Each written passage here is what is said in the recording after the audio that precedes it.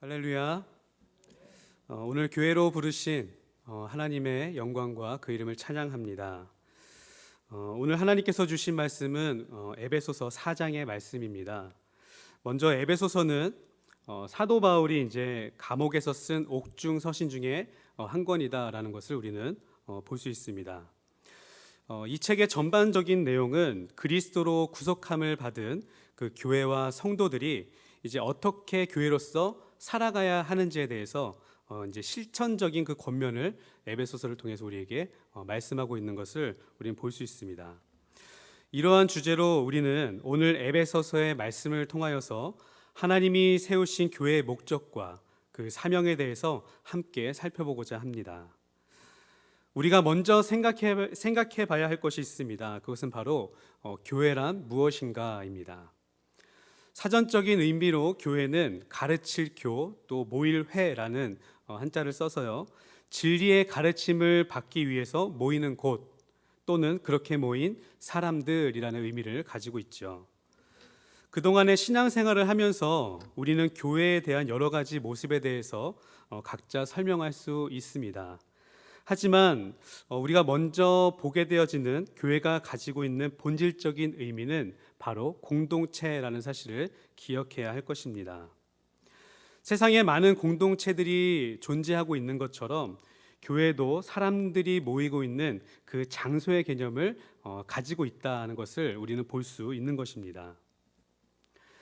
하지만 여기에서 차이점이 있다면 세상 공동체는 서로 각자 좋아하고 또 관심을 가지고 있는 것에 그 중심으로 모인다라면 교회의 중심은 어디에 있죠?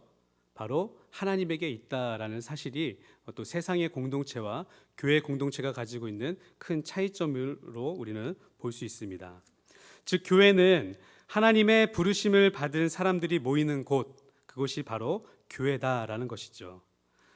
그렇기에 예수님께서도 마태복음에서 두세 사람이 내 이름으로 모인 곳에 나도 함께 있겠다라고 우리에게 말씀하고 있는 것입니다. 이처럼 교회가 가진 첫 번째의 개념은 바로 하나님이 부르신 자들의 공동체라는 점입니다. 그렇기에 오늘 본문 1절에서도 이렇게 시작하고 있습니다. 1절입니다. 그러므로 주 안에 갇힌 내가 너희를 권하노니 너희가 부르심을 받은 일에 합당하게 행하라. 너희가 부르심을 받았다라는 것은 여러분 어떤 의미를 가지고 있습니까? 이 말은 우리가 스스로 결단하여서 교회에 온 것이 아니라 하나님께서 우리를 교회로 부르셨다라는 의미를 보여주고 있는 것입니다. 우리의 의지를 가지고 스스로 교회된 것이 아니라 마치 하나님께서 어둠 가운데 있는 우리를 빛으로 부르신 것처럼 세상 가운데 있는 우리를 교회로 부르셨다라는 의미를 바로 볼 수 있는 것입니다. 1절에서 또한 볼 수 있는 한 가지는 바로 사도 바울의 상황일 것입니다. 바울은 주 안에 갇힌 내가라고 말하면서 현재 자신이 감옥에 갇혀 있다라는 사실을 우리에게 보여주고 있습니다. 하지만 그는 자신을 가둔 것이 세상적인 감옥이 아니라 주 안에 갇혀 있다라는 것을 이야기함으로써 자신이 하나님의 인도하심 속에 지금 이 상황을 겪고 있다라는 것을 나타내고 보여주고 있는 것입니다. 사도 바울은 3차 전도 여행 때 에베소 교회에서 3년 동안 머물면서 복음을 전했습니다. 그런데 지금은 사도 바울은 감옥에 갇혀서 이제 에베소 교인들을 만날 수 없는 상황에 되어진 것입니다. 그렇기에 바울은 에베소 교인들을 향한 그 사랑의 마음을 가지고 너희는 하나님의 부르심에 합당한 교회로서의 삶을 살아라라는 것을 뜨거운 마음을 가지고 이 시간 편지를 통해서 전하고 있는 것입니다. 그렇다면 사도 바울이 에베소 교회에 말하고 있는 하나님 부르심에 합당한 삶은 어떠한 삶인가? 그것은 우리가 2절과 3절에서 확인해 볼 수 있습니다. 2절과 3절을 함께 읽어보도록 하겠습니다. 모든 겸손과 온유로 하고 오래 참음으로 사랑 가운데서 서로 용납하고 평안에 매는 줄로 성령이 하나 되게 하신 것을 힘써 지키라. 하나님이 부르신 하나님의 교회로서의 합당한 삶은 무엇입니까? 바로 사도 바울은 2절과 3절에서 핵심적으로 이것을 이야기하고 있습니다. 바로 하나님께서 하나 되게 하신 것을 힘써 지키라라는 명령입니다. 사도 바울은 하나님께서 성령을 통하여서 이미 완성하신 교회 안의 연합을 지키는 것이 부르심을 받은 자들이 살아가는 합당한 삶이다라는 것을 말하고 있는 것입니다. 그리고 그 연합을 어떻게 지킬 수 있는가? 그것은 바로 2절부터 나오고 있는 겸손과 온유, 또 오래 참음과 용납, 이러한 것에 힘을 다할 때에 교회 안의 연합은 이루어진다라는 사실을 우리에게 이야기하고 있습니다. 여기에서 보게 되어지는 교회의 중요한 개념은 교회는 이미 하나님께서 완성하신 연합의 공동체라는 점입니다. 그리고 우리는 하나님이 완성하신 이 하나됨을 힘을 다해 지켜야 한다라는 사명을 부여받았다는 것을 또한 보게 되어지는 것입니다. 이 말의 또 다른 의미는 교회의 하나됨은 언제든지 자연적으로 유지되는 것이 아니라는 것을 우리에게 역설적으로 보여주는 것이기도 합니다. 교회에 구성된 우리의 죄성과 또 우리의 욕심이 하나님이 완성하신 교회의 연합을 언제든지 흔들 수 있다라는 것을 보여주고 있는 것입니다. 그렇게 사도 바울은 오늘 우리에게 다시 한번 이렇게 권면하고 있습니다. 너희는 하나님이 이미 이루신 교회의 하나됨을 힘써 지키라. 우리는 이 말씀을 통해서 자연스럽게 우리들의 모습을 돌아보게 되어집니다. 우리가 지켜야 할 첫 번째 본질 중 하나는 하나됨이라고 이야기하고 있는데, 우리는 그 하나됨을 지키기 위해서 얼마나 힘을 쓰고 있냐라는 것입니다. 이처럼 사도 바울은 교회의 연합을 위해서 겸손과 온유, 사랑과 용납을 말하고 있는데, 이러한 모든 것을 먼저 우리에게 보여주신 분이 계시죠. 그것은 바로 예수 그리스도이십니다. 우리를 위해 가장 겸손한 모습으로 이 땅에 오셨고, 또 우리를 사랑하심과 용납하심으로 십자가 고통을 끝까지 참으사 우리의 구원을 이루어 주신 것입니다. 결국 교회는 이러한 예수님의 성품으로 하나됨을 지킬 수 있는 것이고, 이러한 교회가 하나님이 기뻐하시는 교회가 되어진다는 사실을 오늘 사도 바울은 말씀하고 있는 것입니다. 비록 세상 속에서 교회의 연약함이 드러날 수 있습니다. 하지만 우리는 세상과 똑같이 교회를 정죄하는 것이 아니라 이러한 연약함이 우리의 연약함인 것을 깨닫고 다시 한번 교회의 회복을 위해서 기도하며 회개하는 자리로 나아가는 것이 바로 우리의 모습이 되어야 할 줄로 믿습니다. 이처럼 하나님께서는 그리스도의 성품으로 하나 된 공동체를 만드셨습니다. 그리고 그렇게 세우신 교회에 주신 명령이 있습니다. 그 첫 번째는 바로 성장하라입니다. 우리 13절을 함께 읽어보도록 하겠습니다. 13절입니다. 우리가 다 하나님의 아들을 믿는 것과 아는 일에 하나가 되어 온전한 사람을 이루어 그리스도의 장성한 분량이 충만한 데까지 이르리니. 아멘. 그리스도의 장성한 분량이 충만한 데까지 이르라는 것은 하나님이 주신 교회의 명령이자 또한 사명인 것을 우리는 보게 되어집니다. 그렇다면 그리스도의 장성한 분량에 이른다는 말은 어떠한 의미를 가지고 있는가? 그것은 그리스도의 성숙함을 의미하고 있는 것입니다. 하나님이 부르셔서 교회된 우리는 그리스도 안에서 계속해서 성장하여 하나님이 원하시는 성숙함에 이르러야 한다라는 것이죠. 바로 이것이 우리가 이루어야 할 사명의 모습인 것입니다. 사도 바울이 에베소 교인에게 이같이 말씀하고 있는 이유가 있습니다. 그 이유는 우리 14절에서 찾아볼 수 있습니다. 제가 14절을 읽겠습니다. 이는 우리가 이제부터 어린아이가 되지 아니하여 사람의 속임수와 간사한 유혹에 빠져 온갖 교훈의 풍조에 밀려 요동하지 않게 하려 함이라. 이제는 어린아이처럼 사람의 속임수나 또 간사한 유혹에 빠져서 온갖 세상적 교훈의 그 풍조에 흔들리지 않기 위해서 오늘 사도 바울은 우리에게 이야기합니다. 말씀 안에서 성장하라. 여기에서 어린아이는 말 그대로 나이가 어린 자들을 말하는 것이 아니라 지식과 신앙에 미성숙한 자들을 의미하고 있는 단어입니다. 사도 바울의 권면의 핵심은 이것입니다. 이때 당시 성행했던 이단들의 거짓된 교훈과 그 풍조에 휩쓸리지 않기 위해서는 너희는 말씀 안에서 성숙하고 또 성장해야 한다라는 것을 권면하고 또 명령하고 있는 것입니다.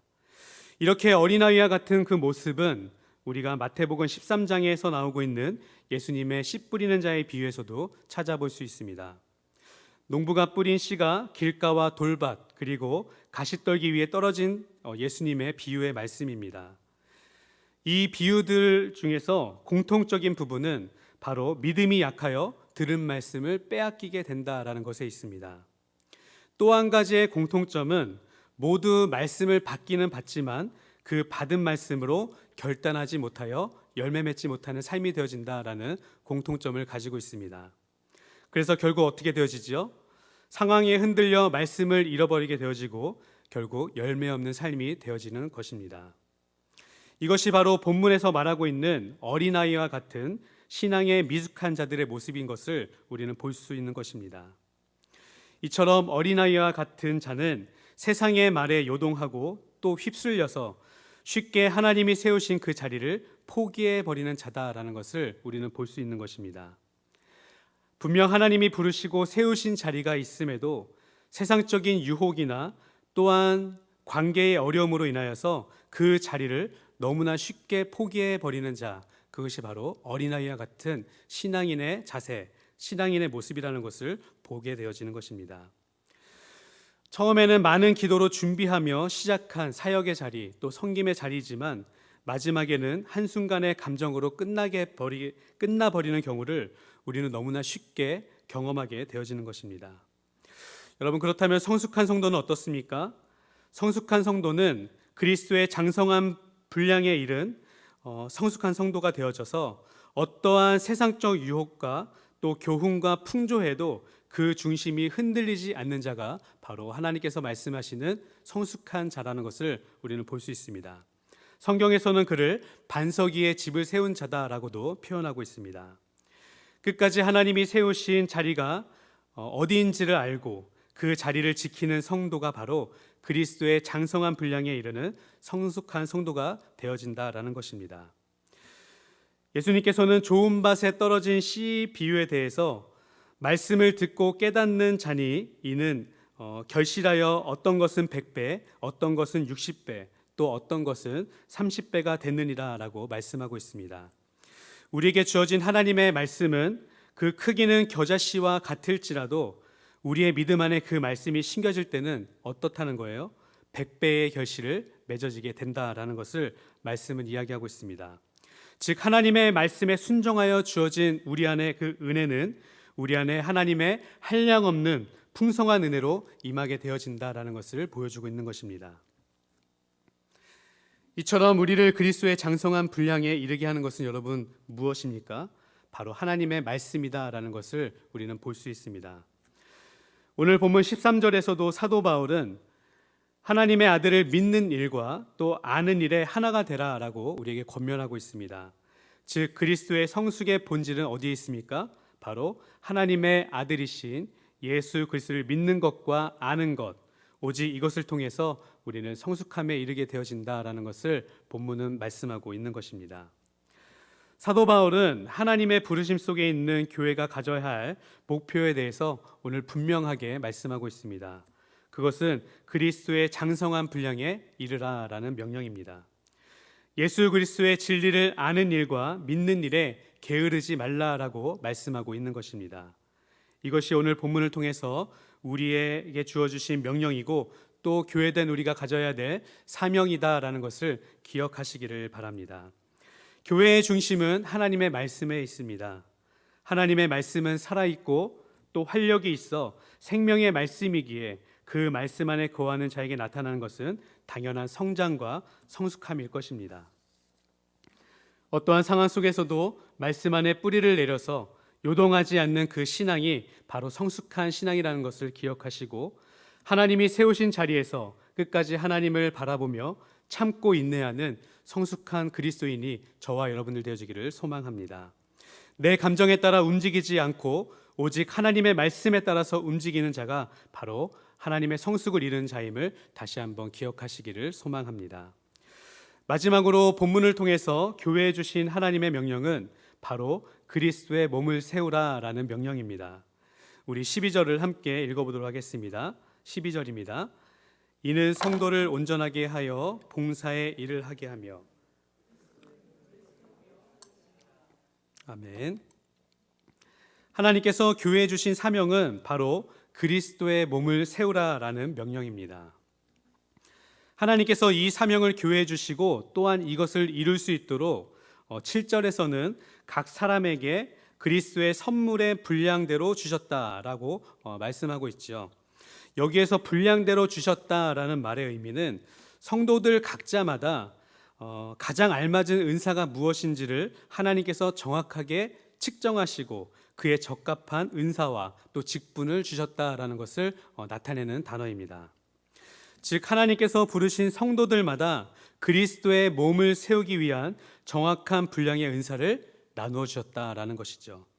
그리고 이 은사를 통해서 그리스도의 한 몸 공동체를 섬기며 또한 성도들을 세우게 하시는 일에 우리를 사용하신다라는 것입니다. 그렇게 우리는 하나님이 주신 그 은사를 가지고 성도를 온전하게 하며 또 봉사의 일에 참여하게 하여 모든 성도로 하여금 교회의 머리가 되신 예수 그리스도의 영광에 참여하게 하는 것이 바로 우리에게 주어진 사명이라는 것을 기억해야 할 것입니다. 하나님의 영광을 위해서 교회의 성도를 세우는 것, 이것이 바로 우리의 사명인 것입니다. 이어지는 11절에서는요, 성도를 세우는 그 직분에 대해서 예를 들어서 설명하고 있습니다. 11절입니다. 그가 어떤 사람은 사도로, 또 어떤 사람은 선지자로, 어떤 사람은 복음 전하는 자로, 어떤 사람은 목사와 교사로 삼으셨으니 라고 이야기하고 있습니다. 먼저 11절에서 나열된 직분들은 당시 초대교회에 대표적으로 나타났었던 그 직분이다라는 것을 우리는 볼 수 있습니다. 그 첫 번째가 무엇이죠? 사도직입니다. 사도라는 것은 사명을 주어서 자신의 대리자로 직접 파견하다라는 의미를 가지고 있습니다. 우리가 잘 알고 있듯이 이 사도직에는 복음을 전하기 위해 보내심을 받은 바로 12제자가 포함되어져 있었습니다. 또 사도가 될 수 있었던 그 조건으로는 예수님의 죽으심과 그 부활 또 승천을 직접 눈으로 본 자, 또 경험한 자여야만 했었습니다. 그래야지만 어떠한 상황 속에서도 예수님의 증인된 삶을 사도는 살아낼 수 있었기 때문입니다. 사도 바울은 다메섹에서 예수 그리스도를 직접 만났기 때문에 자신이 직접 그 사도라는 것을 만방에 선포할 수 있었던 것이었습니다. 두 번째 나오는 선지자는 문자적인 의미로 미리 말하는 자라는 뜻을 가지고 있습니다. 특별히 선지자는 구약에서 하나님이 주신 말씀을 대언하기 위해서 장래의 일을 말하는 역할을 담당했던 자였습니다. 또 계속해서 이어지고 있는 복음 전하는 자는 어떻습니까? 복음 전하는 자는 선교사나 또 지금의 전도자처럼 복음이 전해지지 않는 그 곳에 복음을 전하는 자의 의미를 가지고 있습니다. 이처럼 여기에서 나오고 있는 사도와 선지자 그리고 복음 전하는 자에서 모두 발견되어지고 있는 공통점이 있습니다. 그것은 무엇입니까? 바로 하나님의 말씀을 전하는 자다라는 것이죠. 하나님이 세우시는 모든 직분의 중심은 바로 복음을 전하는 일이 핵심이다라는 것을 우리는 보게 되어지는 것입니다. 이어지는 목사와 교사는 이제 서로 다른 직분으로 보는 견해가 있지만 또 이것을 같은 직분이다라는 것으로 보게 되어지는 견해도 있습니다. 이것은 일반적으로는 목사와 교사는 서로 다른 직분이 아니라 일반적으로는 동일한 직분으로 보는 견해가 대부분입니다. 목사라는 단어는 양떼의 목자를 지킨다, 보호한다라는 의미에서 나왔고요. 또 교사라는 말은 말 그대로 가르치는 자를 의미하고 있습니다. 그렇기 때문에 목사에게 주어진 사명은 무엇입니까? 바로 자신의 양떼를 보호하고 또 말씀을 가르치는 자, 그것을 가지고 있는 의미가 바로 목사가 가지고 있는 의미인 것입니다. 이처럼 11절에서 나오는 모든 직분의 중심은 바로 복음을 가르치고 또 복음을 전함으로써 이러한 봉사를 통해 그리스도의 몸을 세워져 가는 것임을 우리에게 보여주고 말씀하고 있는 것입니다. 이것이 바로 하나님이 교회에 주신 사명이며 또한 교회의 목적인 것을 우리는 보게 되어지는 것이죠. 하나님께서는 성도들 각자에게 정해진 은사를 나누어 주셨습니다. 그리고 그 주신 은사를 통해서 교회 안에서 여러 가지 직분으로 섬기게 하셨습니다. 그렇기에 우리는 주신 직분으로 교만해서는 안 될 것이고 또 반대로 다른 사람과 비교해서 자신의 은사를 불평해서도 안 될 것입니다. 이 모든 은사는 하나님께서 직접 우리에게 측량하시고 우리에게 값없이 주신 은혜이고 은사이기 때문입니다. 우리는 또한 무엇보다도 하나님이 우리에게 주신 이 은사를 사용하지 않아서도 안 될 것입니다. 이것은 달란트 비유에서 나타나 있듯이 하나님이 주신 달란트를 땅에 묻어버리고 악하고 게으른 종이 되어져 버리는 모습이기 때문입니다. 하나님이 주신 직분은 오직 그리스도의 몸을 세우는 것에 목적이 있다는 것을 오늘 본문을 통해서 우리는 다시 한번 보게 되어집니다.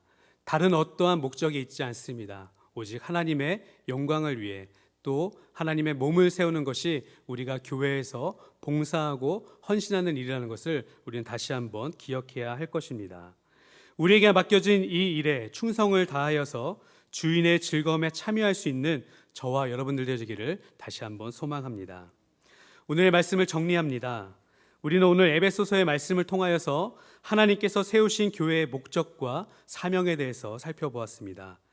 우리는 나의 의지가 아니라 오직 하나님이 부르신 그 부르심으로 인하여서 교회가 되었다는 사실을 기억해야 할 것입니다.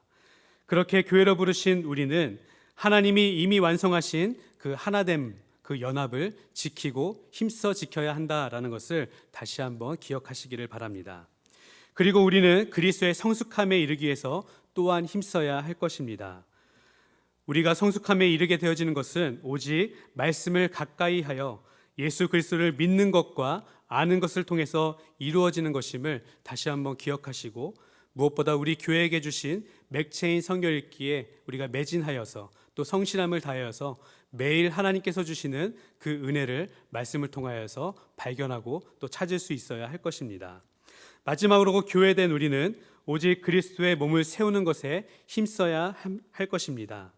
하나님이 측량하여 우리에게 주신 그 은사에 감사하여 주어진 직분을 통하여서 성도들을 섬기고 또한 교회를 섬겨야 할 것입니다. 그리고 그 중심은 바로 하나님의 말씀을 가르치고 전하는 것에 있음을 다시 한번 기억하는 저와 여러분들 되어지기를 소망합니다. 이것이 우리를 교회로 부르신 하나님의 명령이며 사명인 것입니다. 우리를 교회로 삼아주신, 또 교회로 부르신 하나님의 은혜를 찬양합니다. 기도하겠습니다.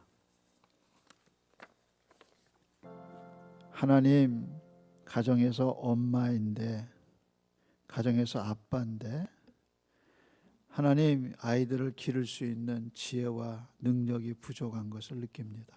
사람의 혈기와 사람의 지시로 배운 것으로 되지 않음을 알게 해 주셔서 하나님이 주시는 지혜와 하나님 주시는 인내와 하나님이 주시는 능력으로 자녀를 기를 수 있는 은혜를 입혀 주소서. 하나님, 교사인데, 아이들을 가르치는 교사인데, 말씀을 전하는 사람인데 사람의 힘으로 할 수 없습니다. 이 능력을 입히울 때까지 성을 떠나지 말라. 그래서 하나님의 은혜를 사모하고 기도했던 하나님의 사람들에게 임했던 그 능력이 교회와 성도들의 심령 속에 임하게 해 주시옵소서. 그래서 하나님 주시는 은혜로, 하나님 주시는 힘으로 할 수 있도록 역사하여 주시옵소서. 하나님, 우리의 게으름과 우리의 기도 없음을 불쌍히 여겨 주옵시고 다시 한번 우리의 영이 새로워지게 붙들어 주시옵소서. 하나님, 참으로 가정을 이끌어가기 위해서 수고하는 가장들이 있습니다. 회사에서 하나님 오늘도 마치고 돌아올 텐데 하나님, 그 가장들에게 힘을 더하여 주옵시고 하나님이 그들과 함께함을 믿게 해 주셔서 회사에서 여러 가지 일들을 감당할 수 있도록 하나님이 지혜와 은혜를 입혀 주옵소서. 하나님, 성서대학교 긍휼히 여겨주셔서 교수님들에게 하나님의 지혜와 능력을, 학생들에게 하나님의 살아계심을 보여주시는 학교가 되게 하셔서 이번 학기도 성공적인 학기가 되게 은혜 위에 은혜를 입혀 주시옵소서. 이방 종교를 믿지 않고 이단에 빠지지 않고 참 진리를 믿을 수 있도록 불러주신 하나님께 영광을 올려드립니다. 이제는 우리 주님 예수 그리스도의 은혜와 하나님 아버지의 불러주신 은혜와 책임져 주시는 사랑, 진리를 가르쳐 주셔서 진리가 믿어지게 하시고 그 진리 안에서 기도하는 성도들에게 힘을 주시는 성령 하나님의 은혜가 오늘도 온라인으로 예배하며 이곳에서 예배하는 영혼들 머리 위에 이제로도 영원토록 함께 있을지어다. 아멘.